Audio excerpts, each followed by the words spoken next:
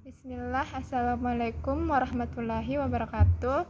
Perkenalkan, nama saya Ummu Kalsum dari kelas Biologi B. Di sini saya akan menjelaskan tentang jurnal saya yang berjudul Gen yang mengontrol jenis kelamin pada tanaman anggur, ditempatkan di apeta genetik berbasis penanda molekuler. Nah, anggur adalah tumbuhan yang relatif besar dengan waktu perbangkitan yang lama dan sedepresi perkawinan sedara Vere. Nah, karakteristik terpenting adalah diwariskan secara kuantitatif, membuat mereka lebih sulit digigit untuk tujuan pemuliaan. Nah, relatif sedikit yang penting karakter hanya diwariskan, meskipun seks bunga dikendalikan oleh lokus tunggal. Nah, kemudian dalam anggur, orang tua bawaan garis hampir tidak mungkin didapat karena masalah disajikan oleh depresi perkawinan sedara. Dan waktu generasi di sini di sisi lain kultivar anggur sangat heterozigot dan dapat dipertahankan dengan perbanyakan aseksual. Nah, salah satu cara untuk mengembangkan peta genetik untuk spesies ini dengan menggunakan penanda dominan. Nah, populasi pseudosetros diproduksi ketika heterozigot induk disilangkan dengan homozigot. Nah, analisis keterkaitan kemudian menghasilkan dua genetik peta, satu untuk induk betina dan satu lagi untuk jantan induk.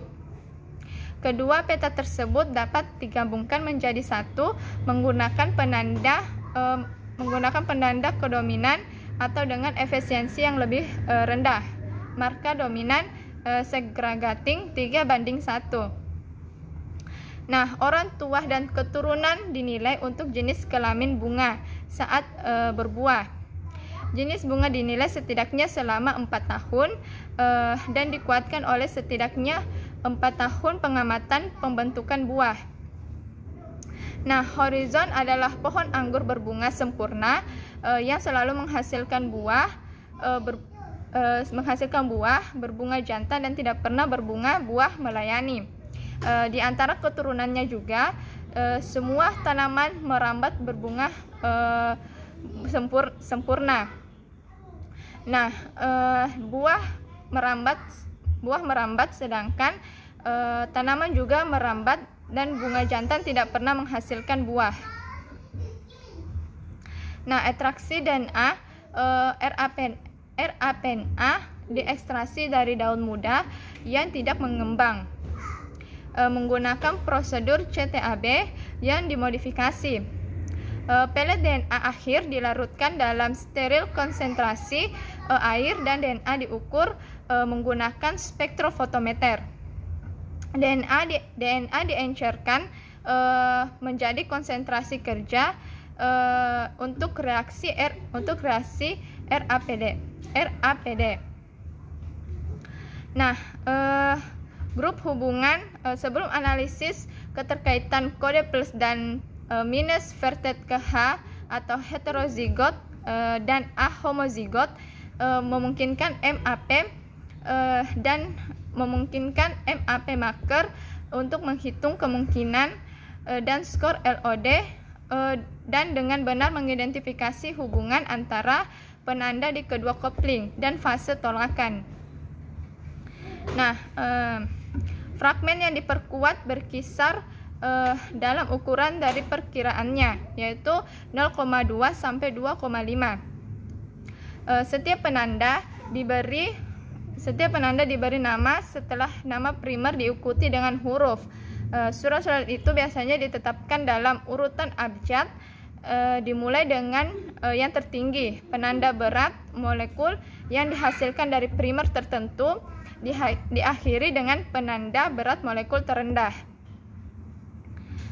Nah, penanda didistribusikan dengan baik di peta.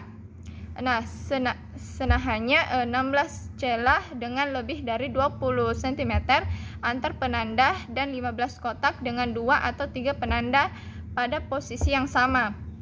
Dengan total 332 dipetakan ditambah 120 penanda. Nah, jumlah populasi yang relatif kecil digabungkan dengan kesulitan untuk menilai beberapa penanda RAPD. Mungkin terjadi di beberapa penanda lain ditetapkan ke grup pertautan, namun belum ditempatkan di peta. 56 RAPD dan 3 mikrosatelit penanda tidak dipetakan atau ditetapkan, menunjukkan bahwa sebagian dari genom masih harus dipetakan, mengingat ukuran kecil populasi pemetaan. LOD yang ketat dan kriteria jarak peta digunakan sebelum menempatkan penanda peta. Nah, itulah tadi penjelasan saya mengenai materi jurnal saya. Jika ada kekurangan ataupun salah kata dari saya, mohon dimaafkan. Saya akhiri dengan ucapan wassalamualaikum warahmatullahi wabarakatuh.